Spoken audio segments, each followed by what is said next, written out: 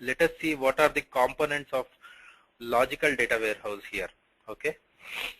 When it comes to a components of logical data model, okay, you have 5 components which are called as entity, attribute, primary key, relationship, and foreign key. Okay. So we will go through what these are, but at a very high level, these are the 5 things which you will capture as part of your logical data model. Okay. So what is an entity? Basically, an entity is nothing but an relevant, a collection of relevant object data where you are trying to capture or store the data there. So that is nothing but your entity here. Okay. It is typically a noun, okay, like a person, place, or a thing. So it is named under a noun there. Okay, it represents a set of instances. Okay. So for example, if you are storing a data related to employee, okay, or department, okay, or region, okay, or product. So all those things, when you are storing a data relevant to a particular subject group or an object, right? So that becomes your entity here. If you typically see that, it will be only the naming will be given based on an instance, not on occurrences here. Okay. What's the difference between instance and an occurrence? If you take an example here, okay, your employee, when you are capturing a data for an employee, that becomes an instance. Okay, so employee data is an instance. Occurrence is the number of employees which come under that instance will become an occurrence there. Okay, suppose if you have 2 or 3 employees in that particular entity, then they become occurrence here. Okay. So when you are naming your entity, you should not name them based on occurrence. You should name your entity based on an instance here. Okay.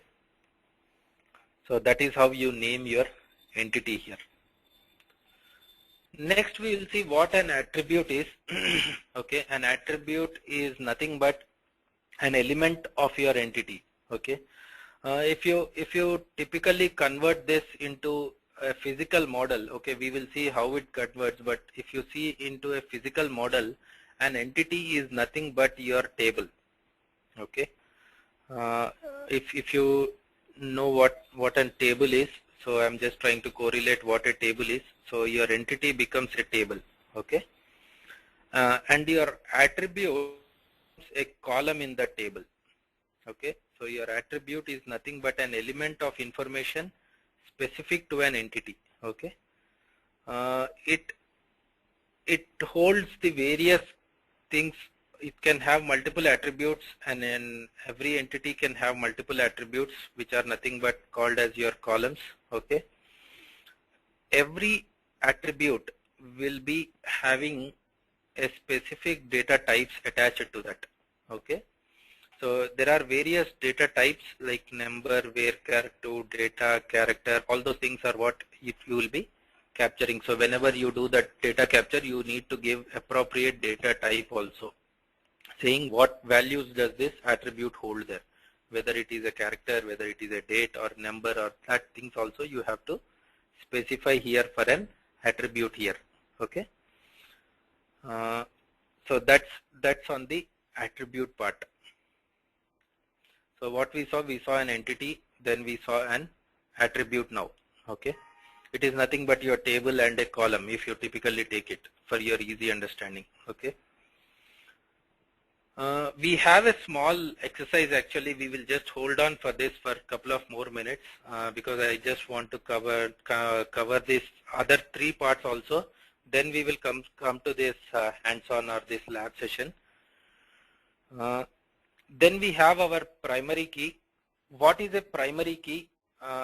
Basically, a primary key is nothing but your unique identifier of each instance, okay, within an entity. So if you want to maintain a unique data in your entity, so that is where when you create a primary key. Okay. So it mainly sits on a entity level.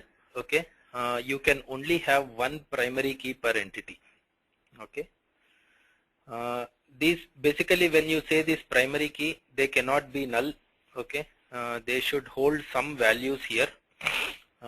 These primary keys are either naturally created or assigned by the system, or you can assign them by your name or by whatever it is, with a name what you want or what system assigns, which is artificially, which is called there. Okay, so either ways this primary key can be assigned. There are two types of primary keys, what we say. Even though there is one primary key on the entities, you can still have a simple primary key and a composite primary key. Okay, what is a simple primary key? Basically, a simple primary key is nothing but when you have only one attribute as part of your primary key, that becomes a simple primary key. Okay, what is a composite primary key? When you have a primary key with more than one attributes, okay, like combination of 2 or 3 attributes, then it becomes a composite primary key. Okay, so the example what you are seeing on the screen is employees data, where you have employee ID. Okay, so that is a simple primary key.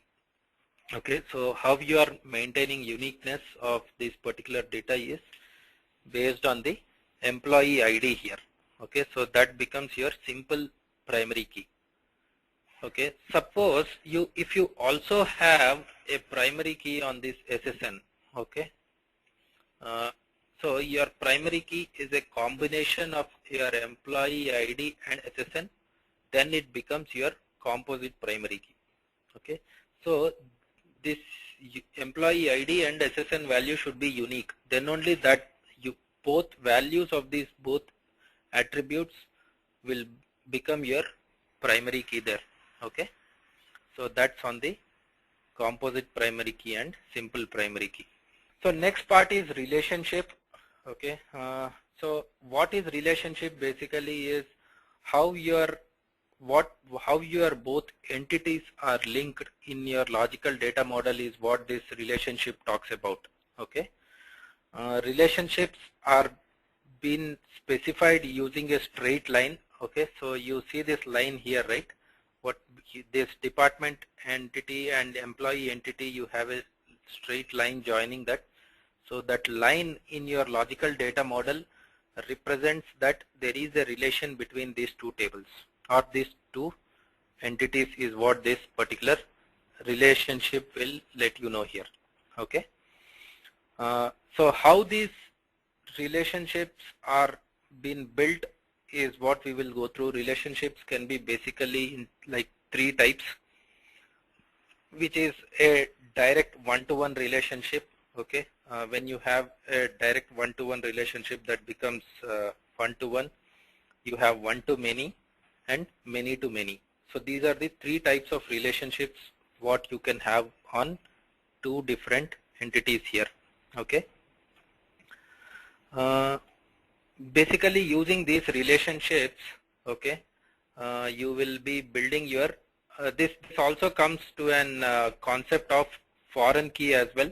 Okay, inheritance and foreign key, when you try to build these relationships, so that becomes a foreign key as well. We will just come to this, but first we will go ahead talk on these relationships here. Okay, what are the types of relationships what you have here?